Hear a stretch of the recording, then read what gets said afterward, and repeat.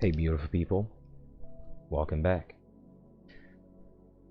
About the form W8BEN and 8832. You can have as many EINs as you desire. Each EIN serves different purpose. Each EIN carries several tax status with them. When you speak of IRS, EIN, etc., it's all about tax and business. For instance, the whole foreign grantor trust, that some people think it's special when they get it, or that because a little bit of change here, a little bit of change there, okay. The 98 number, that is meant for entities who there's a reasonable presumption that they're naturally foreign,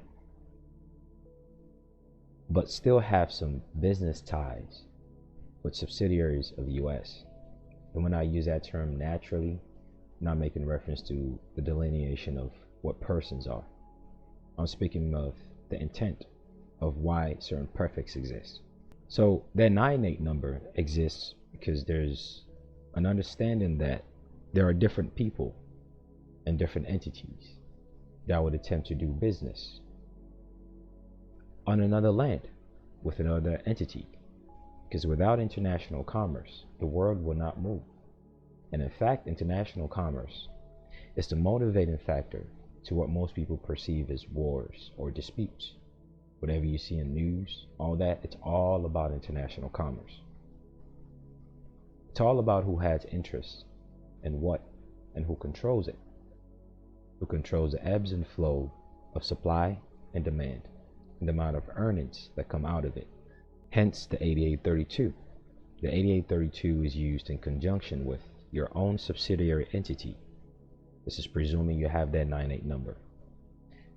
The 8832 entity classification is used with any subsidiary entities, preferably an unincorporated one, or one with a supposed tax exempt status.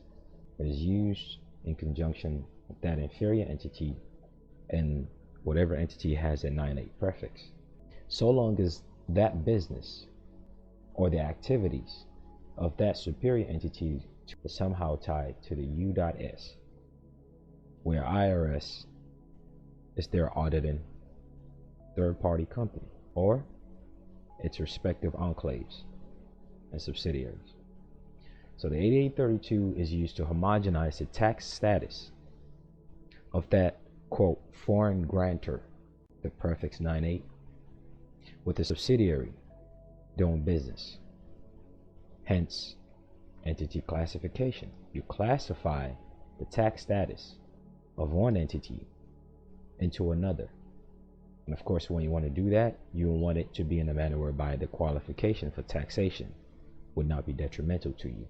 So the 8832, as it is specific to 98 number, 98 prefix, which again is not the express trust itself, but the 8832 as it regards to 98 number, the 98 prefix issued out of Philadelphia, it classifies the tax status of whatever entity you attach this 8832 with that 98 prefix with.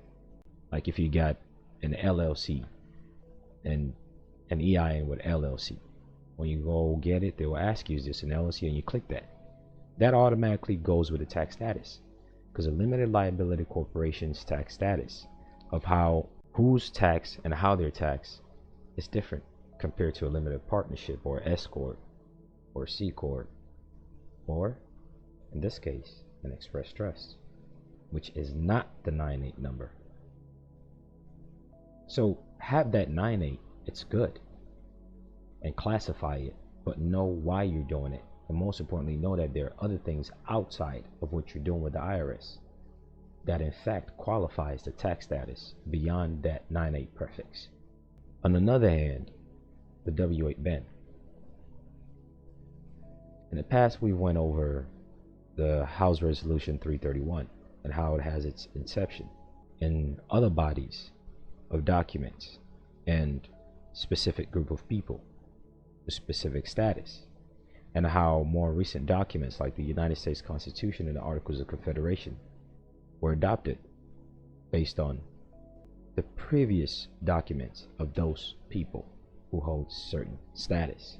Within this W8BEN, the clear thing you see on his face is it's a certificate of foreign status of beneficial owner for United States tax withholding and reporting. Meaning, once again, just as W8832 exists, if there is a foreign entity, which naturally ought to carry a foreign status if its origin and inception is foreign to that of U.S. If you have a foreign entity who has any ties of business with the United States, then the tax status of it being foreign can be transferred by presentation of this certificate. There are different types of W8 forms. There are series of W8 forms. The W8BEN is just what's the most common among people who start looking into things of this nature. There's a lot more W8s that can and should be used. But since this is the most popular one that everyone milks, here's an example of the explanation of how it all relates. You use whatever is best for you regarding the W8 series.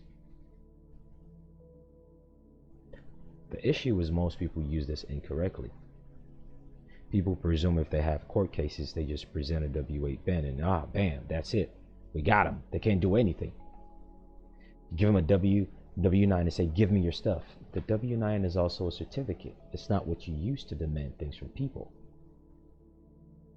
It is an instrument, a certificate that certifies specific status that you present. Remember, status and capacity is what allows you to be able to state certain claims or fend off certain claims if you're presumed to be the defendant. These forms are not used to make demand. These forms are used in a similitude. If you intend to use it with public courts, they're used in a similitude of judicial notice because they're certifying something. I'll say that and I'll leave it at that. You will see certain attributes on its face. So yes, if you have another type of EIN, yeah, you can disregard its tax status and classify it under foreign tax status. You better know how to fill this out right. You better know what you're doing. Believe it or not, the way you have to fill it out right and how to use it have all been given to you in this video. Best of luck. Hey, and also don't forget to join my Patreon if you haven't. There I go through documents that I have used personally successfully and videos that I do not post here on YouTube that are in many ways private in nature. And also I go through live audio interactions and video interaction of my own experience with certain things. And I also have a website where you can go through a list of documents or services if you need them. And these videos that are posted on YouTube are also uploaded on Anchor. You can listen to it via audio means. And there's an Instagram page and a Facebook page. The link is on the screen and in the description. Take care and best of luck.